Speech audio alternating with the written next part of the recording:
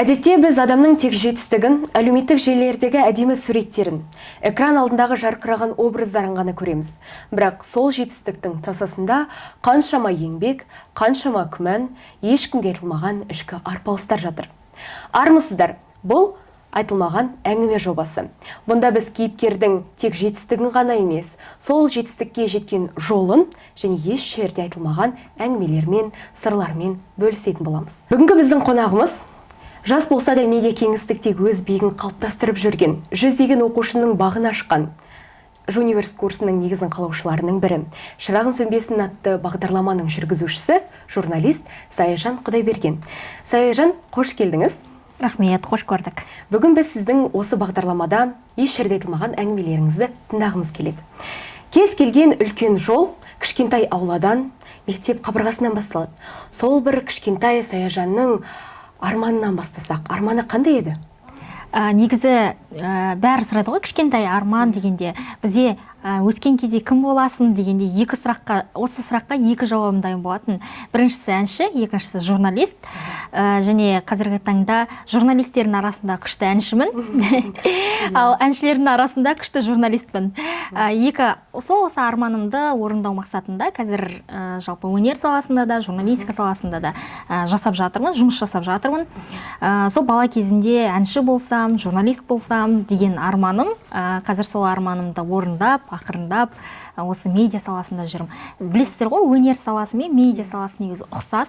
Сондықтан да бала кезде енді армандайсың, камераның алдында еркін сөйлесем ғой, телевизорға шықсам ғой, әнші болсам ғой деген сияқты. Сол кішкентай кездегі Саяжанның армандарын қазір барлығы рет-ретімен орындалу үстінде негізі. Қателеспесем, сіз жастайыңыздан өнерге жақын болған, шығармашыл жан болған екенсіз. Сонда осы өнерге құштарыңызды кім ашты? Яғни құштарлығыңыз қайдан келді? Жалпы өнер саласына келуім деп айтпай ақ қояйын, бірақ мен мектеп кезімде музыкалық мектепті бітірдім. Музыкалық мектепте жалпы домбырада, негізгі аспабым домбыра болды. Одан кейін студент кезінде осы Евразия ұлттық университетінде оқыдым. 7-ші общагада тұрдым. Сол 7-ші общагада тұрған кезде укулеле сатып алып, укулелемен общаганы, жатақхананы шулдататынбыз. Сол бірінші курстан бастап укулеле аспабын, одан кейін гитара қосылды. Қазір міне 3 аспапта домбыра, гитара, укулеле аспабында еркін ойнаймын, еркін меңгергенмін. Одан бөлек енді өнерге келмес бұрын мектепте бәрі көркемсіз оқуынан басталады ғой. Жалпы Абайдың, Мұқағалидың өлеңдерін қазіргі таңда жатқа білем. Абайдың барлық өлеңін, қара сөздерін, аудармаларын, соның арқасында Евразия ұлттық университетіне грантқа түстім. Өміріме кәдімгідей үлкен бір жетістіктердің бірі болды.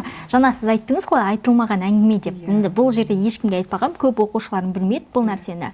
Өзім жайында бір ерекше фактілердің бірі, сол Абай Құнанбайұлының өлеңдерін, қара сөздерін, аудармаларын жатқа білемін. Көп еш жерде айта бермеймін бұны. Көбісі білет, гитарада ойнайтынымды, укулеледе ойнайтынымды, домбырада ойнайтынымды, бірақ осы Абай Құнанбайұлының өлеңдерін жатқа білетінімді. 200 өлең білесе, қателеспесем. Иә. Және сол 45 қара сөзін, аудармаларын барлығын білеміз жатқа. Республикалық деңгейде 2023 жылы Қазақстанның ішінде бірінші орын алып, өзімнің куәлігім, алтын медалім бар, кәдімгідей куәлік бар, білім және ғылым министрлігінен. Сондай бір жетістігім бар енді. Ал келесі сұрағым енді мамандық таңдау бойынша енді. Мамандық таңдау тағдырды таңдаумен тең деп жатады. Сол енді өзіңіздің ұбт тапсырған кезіңізді бір еске алайық. Осы Евразия ұлттық университетті арман қуып келген шығарсыз. Сол бір балмұздақ кездеріңіз, студенттік кездеріңіз қалай өтті? Жалпы 11-ші сынып мен үшін өте керемет, өте жеңіл болды. Көп оқушылар 11-ші сыныпта стресске түседі ғой. Стресс, депрессияға түседі. Негізі мен оқушылар түсінемін, қазір стресс, депрессияға түсуін. Бірақ менің кезімде өте жеңіл болды. Кәдімгідей өзім еркін дайындалып. Шығармашылық емтиханнан бізде 35 балл болды ол кезде. Бірақ максималды балл жинамадым. 33 жинап, жалпы 125 балдан 123 жинап осы Еуразия ұлттық университетіне грантқа түстім. Мен 11 сыныптан қарағанда студенттік шағым өте ыстық. Себебі студенттік шақта сіз бөлек шығасыз, ата-анаңызбен сепарация болады, және жаңа достар, жаңа орта табасыздар. Осы университет менің тұлға болып қалыптасуымның 70%-на әсерін осы Еуразия ұлттық университеті қалыптастырды. Сондықтан өз универім, жалпы енуім өте маған ыстық. Жалпы студенттік шағымда, мектеп кезеңімде маған өте ыстық болды. Мен әрқайсысын бүйтіп бөліп жармаймын. Дегенмен де Еуразия ұлттық университеті студенттік шағым мен үшін өте керемет кезеңдердің бірі болды. Тәжірибе жинаған екенсіз, ену престе өзіңіз жұмыс жасап көрген екенсіз. Сол тәжірибеңізбен бір айтып кетсеңіз.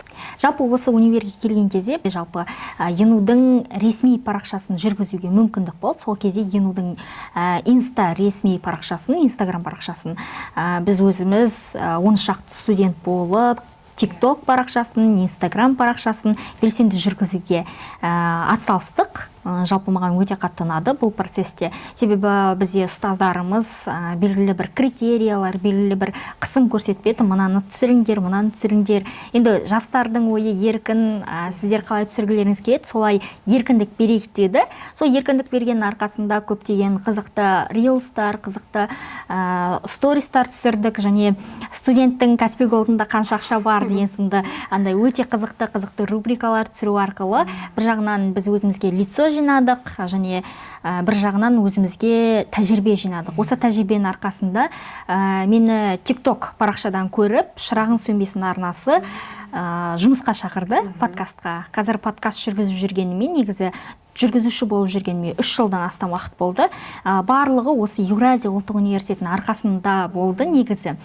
TikToktан менің бір видеомды көру арқылы осы қыздың дикциясы, дауыс тазалығы жақсы екен, резюмеңізді жібере аласыз ба, бізге пробаға келе аласыз ба, пробный подкаст түсіріп бере аласыз ба деген ұсыныс келді Шырағың сөнбесін арнасынан.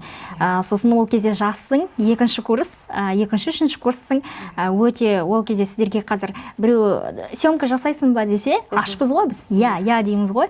Солай студент кезімде я деп бардым. Сол я деп барғанның арқасында қазір Шырағың сөнбесін арнасында журналист, подкастермін, жалпы тілшімін, журналистпін. Онда 70-тен астам подкастыңыз шыққан екен. 76 подкаст жүргіздік осыған дейін. Сол подкасттан түйгенім көп, үйренгенім көп, тәжірибеде жақсы жинадым. Бірақ бұл подкасттың негізі бастауы сол Еуразия ұлттық университетінің арқасында ғой негізі. Сонда басқа универден Еуразия ұлттық университетінің айырмашылығы неде екен? Негізі айттым ғой, мен өз универімді өте қатты жақсы көремін. Енуім де өзім жақсы кеп тұрамын, сағынып тұрамын. Осы Еуразия ұлттық университетінің басқа университеттерден артықшылығы немесе жаңа сіз сөзге тиек еттіңіз ғой, Джуниверс білім беру орталығының негізін қалаушылардың бірі деп. Біздің оқушылар, бізге келген, біздің орталыққа келген оқушылардың 60-70%-на біз Еуразия ұлттық университетін таңдауға кеңес береміз. Себебі бұл университеттің басқа университеттерден айырмашылығы немесе басқа университеттерден ерекшелігі біріншіден бұл мүмкіндіктерінде. Универ таңдаған кезде түлектерге айтамын, мүмкіндіктерге қараңыздар. Біздің Еуразия ұлттық университетінің мүмкіндіктері өте көп. Сіздерге де кеңес берем, әсіресе сізге. Себебі бізде универде академиялық ұтқырлық деген бағдарлама бар. Академиялық ұтқырлықпен бізде көп мемлекетке баруға болады. Европаға, Турцияға, Кореяға баруға болады, Польшаға да баруға болады. Осы мүмкіндіктерді біздің студенттер дұрыс пайдалана алмайды. Сондықтан болашақ Еуразия ұлттық университетіне келетін түлектерге, оқып жатқан түлектерге, жалпы оқып жатқан студенттерге кеңесім осы енудың мүмкіндіктерін пайдалануға кеңес берем. Екіншісі, енудың жалпы Еуразия ұлттық университетінің орналасқан жері. Ол Астана қаласында, Астана жастардың қаласы. Астанада медиа саласының 80% осында орналасқан. Қазмедиа осында, телеарналардың барлық филиалы осында. Сіз журналистикада оқып жүріп, бір жерге тегін практикаға кіру арқылы, тегін стажировка жасау арқылы, тағылымдамадан өту арқылы сіз өзіңіздің бағыңызда шаласыз. Менің де Шырағың сөнбесіне көрінуім осы Еуразия ұлттық университетінің арқасы ғой. Тура сол сияқты өмірде кез келген нәрсе себепсіз болмайды, бәрі бір себеппен болады да. Тура сол сияқты осы Еуразия ұлттық университетін себеп ретінде пайдалану керек студенттер, менің пікірімше. Тамаша, тамаша. Енді бізде сырт көзден қарағанда барлығы тамаша көрінеді, бірақ адамның ішінде бір айтылмаған әңгімесі болады. Сол бір өзіңіздің өміріңізде бәрін тастап кеткің келетін кездер болды ма? Бәрін тастап шаршаған кезіңіз? Негізі ондай бізде енді қыз болғаннан кейін эмоция бізде қатты болады. Жаңа ойланасың ғой, кейде шаршайсың. Сол кезде мен бір ғана нәрсе ойлаймын. Ол менің армандарым. Мен бала кезімде Қазақстан дауысына қатты барғым келген. Қазақстан дауысына жұмыс істесем ғой, Қазақстан дауысын жүргізсем ғой, осы Қазақстан дауысына кастингке барсам ғой деп армандайтынмын. Солай адам дұрыс армандау керек, және сол арманын орындау керек. Сондықтан мен шаршаған кезде бірден есіме түседі, әлі жүргізбеген Қазақстан дауысы бар, саяжан шаршама деген сияқты. Бірақ осы 2023 жылы кезекті маусымында Қазақстан дауысының сол жерде өзім жұмыс істедім, бірақ кастингке қатыспадым. Жұмыс істедім, сценарист, редактор болып. Енді алдағы уақытта бір 10 жыл, 15 жылдың ішінде мүмкін, егер мүмкіндік болып жатса, Қазақстан дауысын жүргізгім келеді, кәдімгідей тележүргізуші болып, сол балалық арманымды орындағым келеді. Жаңа өзіңіз айттыңыз, өзіңіздің армандарым бар дедіңіз. Соны осы арманыңызға жету жолында сізді артқа тартқан адамдарың болды ма? Және де енді қазақта сөз бар ғой, қыздар, стереотип бар, енді сөз емес, стереотип бар, қыздар журналист бола алмайды. Қазақ қыздары журналист бола алмайды. Енді осы стереотипқа өзіңіздің көзқарасыңыз қандай? Негізі бізде қоғамда сондай бір ой бар, негізі халықта да бар. Шын мәнінде журналистика ол ең үлкен, талғамы терең, бағыттары көп, саласы кең, мықты салалардың бірі. Және бұл салада екінің бірі жұмыс істей алмайды. Мен айтатын едім, журналистика біз бәріміз бір қазанда пісеміз. Сізде де сол қазанға түсесіз берса, мен де пісіп жатырмын. Біздің алдыңғы буында сол қазанда пісіп жатыр. Сондықтан ол қазанда пісіп жатқандықтан сіз білесіз, кез келген уақытта түсірілім болып қалуы мүмкін, кез келген уақытта съемка болуы мүмкін. Қыз баласына уақыт жағынан қиын, ойбай, журналист болып не істейсің деген сынды сөздер болды. Бірақ менің арманымда ең бастысы қолдау ғой. Сіздің ата-анаңыздың, жақындарыңыздың қолдауы болса, және өзіңізде, жүрегіңізде сенім болса, алмайтын асу, бағындырмайтын белес болмайды. Бірақ бізде қоғам бәр айта береді ғой, мынау болмайды, мынау болмайды деген сынды. Отбасы құруға уақыттар болмай қалады деген секілді қыз журналист болса. Иә, шынымен де. Бірақ енді бәрі ол өзіңізге байланысты. Біздің әпкелеріміз де өте көп журналистика саласында кәдімгідей жетістіктерін, мықты жетістіктерге жеткен, отбасы саласында өздерінің отбасын құрып, ондай әңгімелер енді қазақ қоғамы болғандықтан, қоғам болғандықтан ол айтыла береді.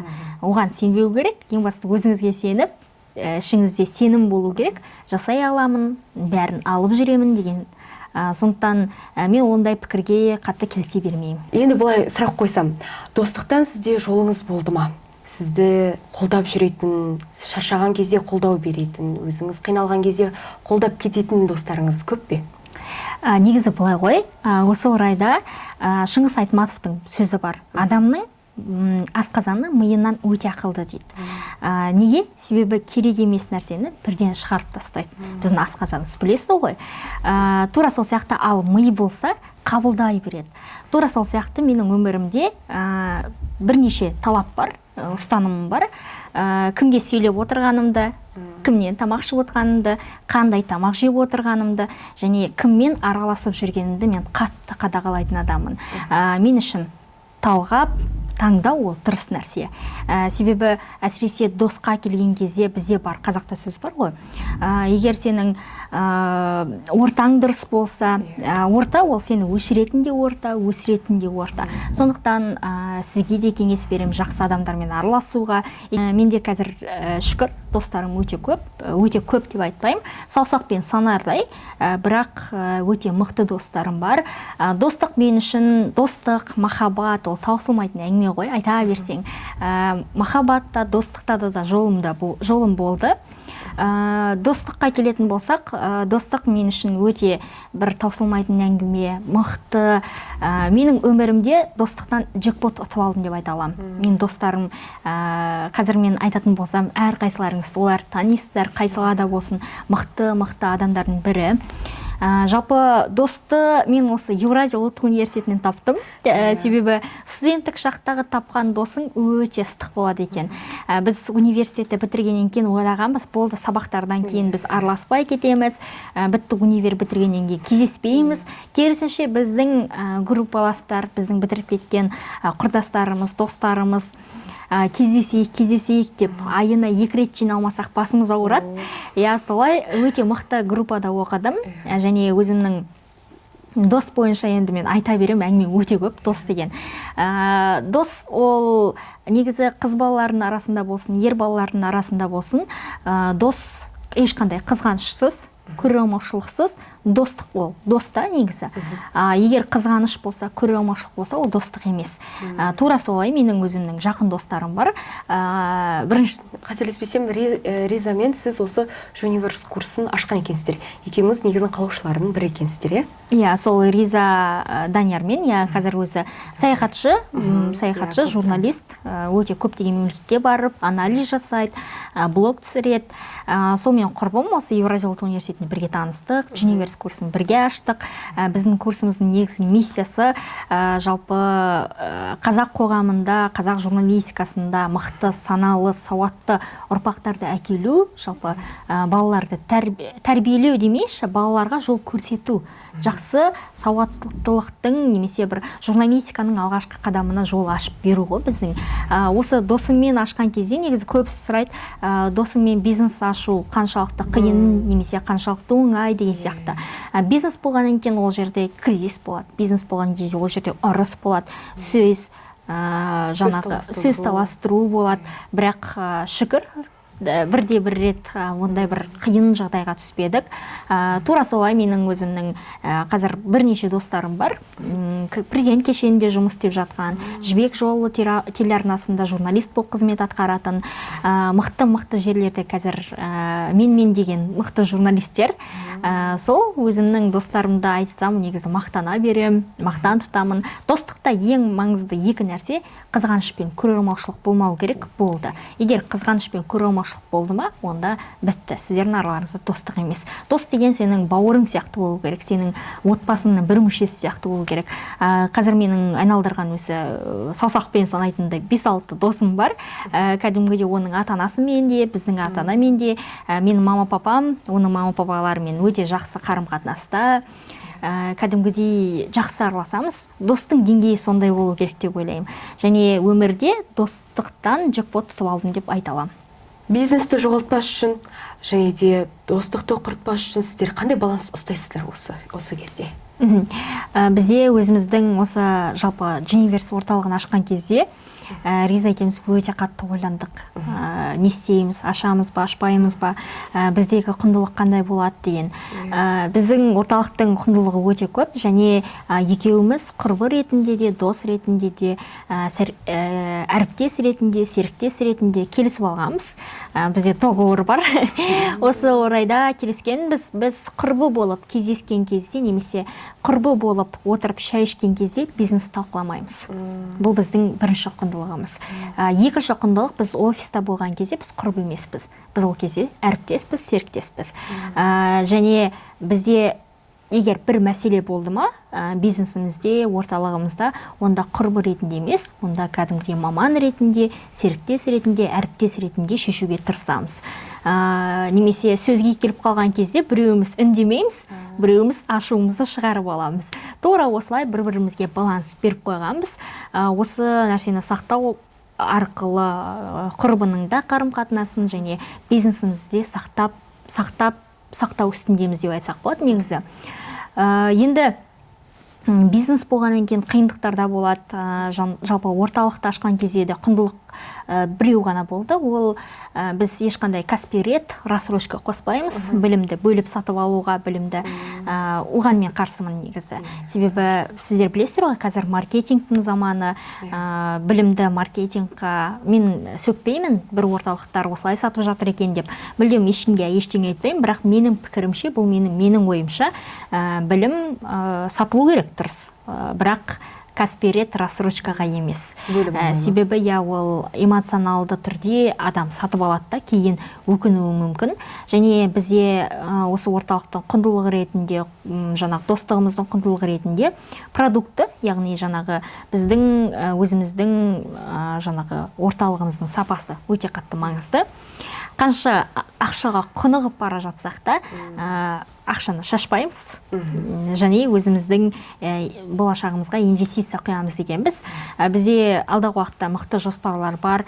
Жалпы енді өзіміз Еуразия ұлттық университетін бітіргеннен кейін алдағы уақытта университетке түсе алмай қалған оқушыларға немесе ақылы бөлімде оқитын студенттерге көмектескіміз келеді. Егер мүмкіндік болып, жақсы мүмкіндігіміз болып жатса, онда міндетті түрде ақылы бөлімде оқитын бір студентке бір жылдық көлемде грантын төлеп беруге, немесе ондай негізі егер мүмкіндік болса көп нәрсе жасағымыз келеді ғой. Ол біздің асып тасып жатқанымыздан емес, ол біздің жалпы болашақ ұрпаққа деген, бізден кейінгі түлектерге, бізден кейінгі жастарға бірден бір көмек болсын, мотивация болсын деген ниет. Сондықтан да осы орталықты ашу мақсатымыз негізі журналистика саласындағы мықты адамдарды, мықты тұлғаларды қалыптастыру. Оған дәлел ретінде сіз білесіз, Есен Елеукенді білесіз бе? Жайдарман ойындарының негізін қалаушылардың бірі. Қаншама КВН ойнайтын ойыншыларды, Жайдарман ойыншыларының жұлдызын жақты. Қазір көп деген кинолар шығып жатыр. Сол кинолардың 5-еуі Жайдарман ойыншыларының киносы, немесе блогерлердің 80% осы Жайдарманнан, КВНнен шыққан. Демек, Есен Елеукен көп деген жастардың жұлдызын жағуға көмектесті. Бірақ бұл жерде Есен ағаның жұмысын ешкім айтпайды, бүйтіп. Тереңнен ойласаңыздар, Есен ағаның жұмысы өте терең, жастарға жол көрсетіп, жұлдызын жағуға көмектесті. Енді біз журналистика саласында осындай мықты маман болғымыз келеді. Жалпы әрбір жас түлектің, әрбір мықты журналистің бірінші журналистикаға қадамы бізден басталса, біз өте қатты қуанышты болатын едік. Жалпы біздің негізгі орталықтың құндылығы осы, және біз құрбы ретінде де, серіктес ретінде де ең алғаш осы орталықты ашқан кезде осы критерияларды, осы талаптарды бірге келісіп, кездесіп, ақылдасып жасап алғанбыз. Соның нәтижесінде қазір шүкір міне 2-ші жылға кетіп жатыр. Бұйырса осы күзде 2-ші жыл бізде Джуниверс 2 жасқа толады. Алдағы уақытта 5 жылдығына дейін жетеміз деген ниет бар. Бұйырса. Енді біз осы курс жайлы, курстың бастамасы тек бірден басылып кеткен жоқ деп ойлаймын. Яғни ол сіздерде ол ой қалай келді? Яғни осы жолға сіздер қалай түстіңіздер? Енді осы Еуразия ұлттық университетінде оқып жатқан кезде, студент кезімде сіздер сияқты кішкентай түлектерге сабақ беріп жүрдім. Бұл менің жай ғана хоббиім болған басында. Кейін бір сөзбен айтқанда, орысша айтқанда, серьезно қарамағам. Кейін одан кейін сарафанка арқылы халықтан халыққа тарап, оқушылардан оқушыларға тарап, осылай бірден сұрай бастады. Саяш апай, маған көмектесіп жіберіңіз. Мен алғашқы 2 жыл оқушыларға кәдімгідей тегін көмектестім. Тіпті доверенность жазғызып, кәдімгідей солай документтерін тапсырып, құжаттарын тапсыруға дейін көмектестім. Алғашқы 2 жыл кәдімгідей көмектестім. Одан кейін 3-ші жылдан бастап менің құрбым жаңағы Риза маған айтты, жалпы курс ашсақ қалай қарайсың деп.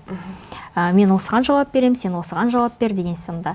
Сосын солай негіз ашылған орталық. Сол кезде барлығын шешіп алғанбыз. Сен мынаған жауап бересің, мен мынаған жауап берем, және бізде құрбы ретінде әңгімеміз, бизнесте құрбы болмаймыз, ал құрбы ретінде кездескен кезде бизнесті талқыламаймыз деп сол кезде келіскен болатынбыз. Сонда басқа орталықтардан сіздердің орталықтарыңыздың айырмашылығы неде? Яғни айырмашылығы дегенде ерекшеліктері қандай? Ол кезде енді мен ерекшеліктерін айтатын болсам, жалпы біздің орталықтың негізгі миссиясы бар да, құндылығы бар. Жаңағы айтқандай, әрбір жас журналистің журналистика саласында бірінші алғашқы қадамын жасағымыз келеді. Одан кейін біз тек қана бір жыл шығармашылық емтиханға дайындап, келесі жолы жақсы сау болыңыздар деп емес, жалпы университетте сіз білесіз, орта өте қатты маңызды. Кейбір оқушылар болады, университетке келіп жабылып қалады, адамдармен араласпайды. Сол ортаны жасағым келеді да. Кәдімгідей біздің курсты бітіріп кеткеннен кейін, мысалы ЕНУ-дың, Дженеверстің бөлек өздерінің ортасы болған өздері, коммунити. Себебі өмірде жетістікке жету үшін үш-ақ нәрсе қажет. Біріншісі еңбек, екіншісі білім, үшіншісі коммуникация. Нетворкинг дейді, коммуникация. Сондықтан осы Дженеверстің жалпы түлектерімен бәріне бір коммуникация жасағым келеді. Солай жетістікке жету де оңай болады, және олардың өмір сүруіне орталарының әсер етуі жақсы болады. Яғни жақсы орта болса, ол жетістікке оңай жетеді. Әрдайым өмірде талпынысы жоғары мықты адамдардың бірі болады. Жаңа өзіңіздің сөзіңізде айтып кеттіңіз, 2 жыл бойы тегін болашақ талапкерлерге көмектестім деп.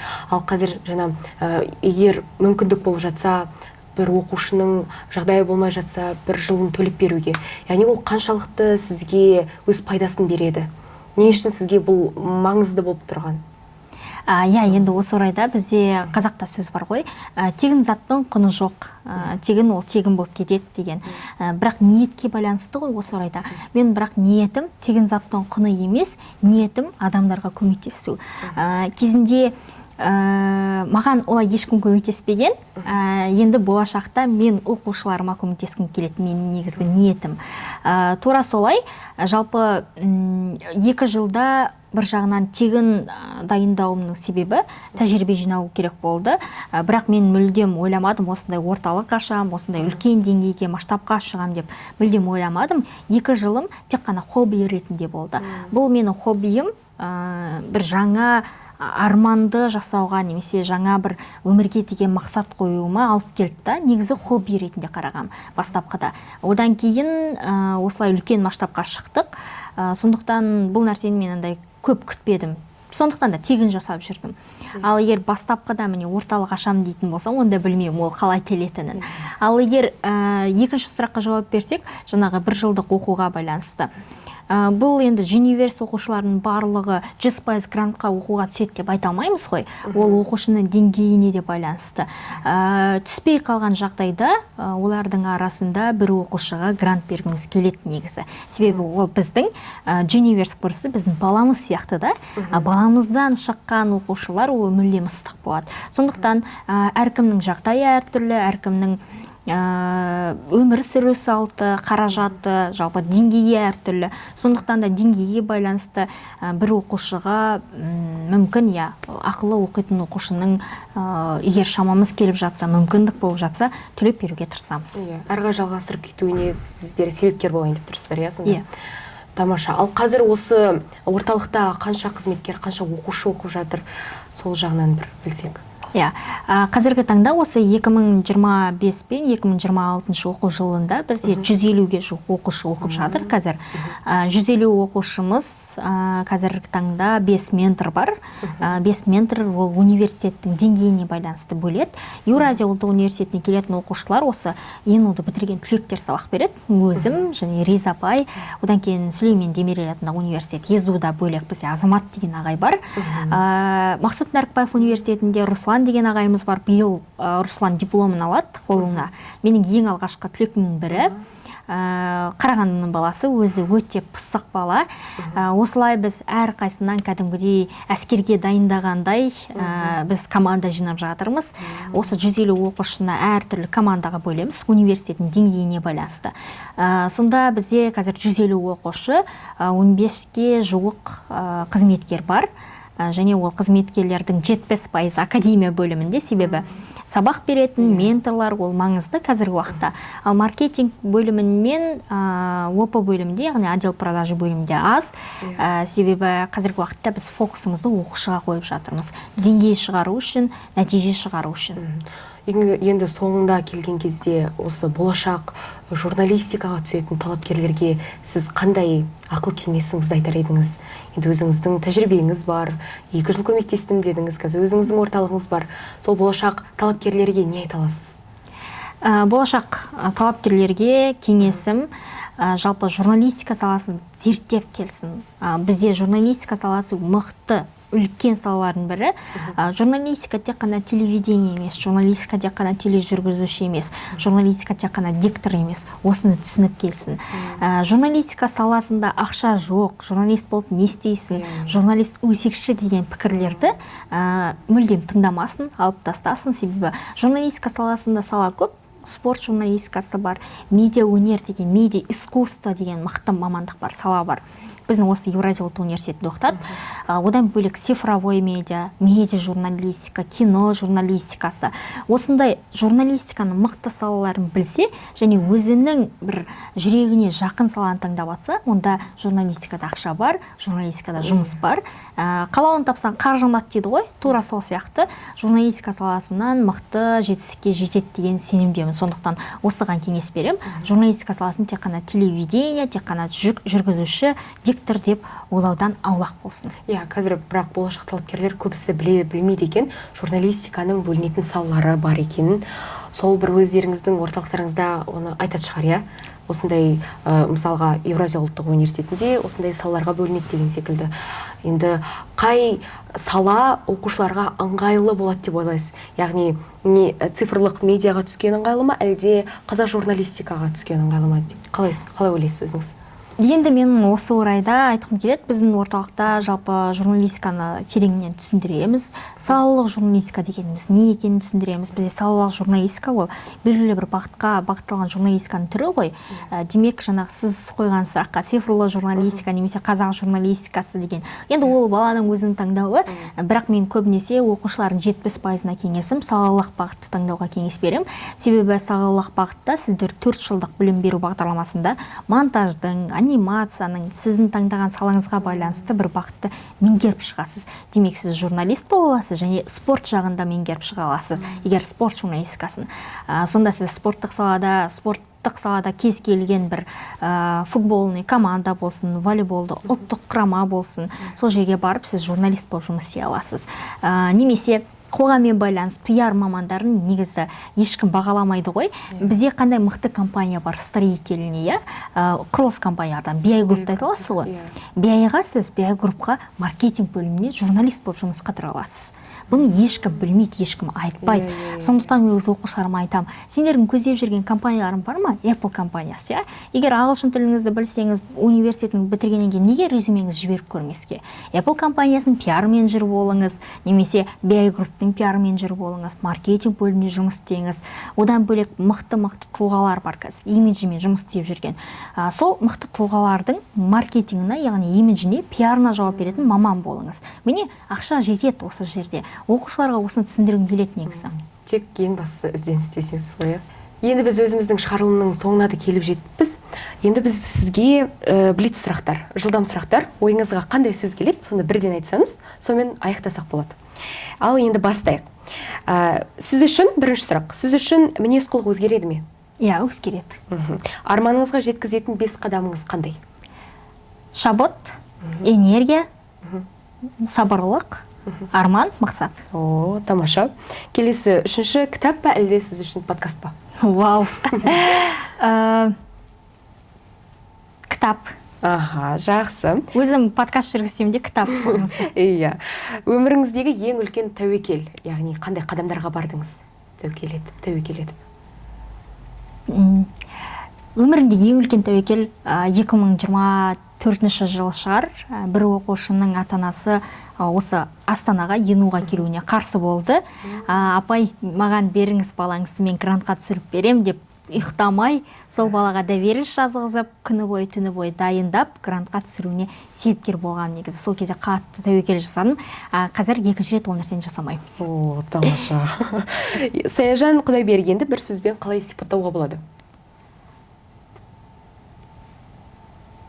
Қарапайым адам. Жақсы. Енді бізде соңғы сұрақ. Қазіргі өміріңізді 10 балдық шкаламен есептесек, қанша беретін едіңіз? 8-9. Жақсы, осымен бізде жылдам сұрақтар аяқталды. Енді бүгін уақытыңызды бөліп біздің алғашқы шығарылымға келгеніңізге рахмет. Алдағы жұмысыңызға да сәттілік тілейміз. Көріп тұрғаныңыздай, осы жерде гитара тұр екен, жаңа өзіңіздің өнері туралы сөз қозғаған болатынбыз. Өзіңіз ұнататын бір әуезді әнмен осы шығарылымды қорытындыласақ, қалай қарайсыз? Енді жалпы мен өзім гитарада өзім жақсы көретін өлеңдерімнің әндерімнің бірі Мұқағали Мақатаевтың өлеңіне жазылған «Менде бойла» деген әнін орындап берейін. Естідің бе аспанның көрсеткенін, сол менің саған деген тылсым демін. Ұйықтап жатсам, оянсам, ояу болса, жанымды білсін дедім. Менде бойла, самал боп есіп өткен. Менде бойла, нөсерде есі кеткен. Менде бойла, өзіңді әр күн сайын. Менде бойла, өзіңді менде бойла. Көп рахмет. Әлі сізге талай жетістіктеріңіз көбейе берсін, сізге алдағы уақытта сәттілік тілеймін. Құрметті көрермен, әр адам бір әлем, әр тағдыр айтылмаған әңгіме. Біздің мақсатымыз сол әңгімелердің ең шынайысын сіздерге жеткізу. Келесі шығарылымда біз журналистиканың бағыттарына көңіл бөлмекпіз. Келесі кездескенше сөзіміз түзу, ойымыз ашық болсын.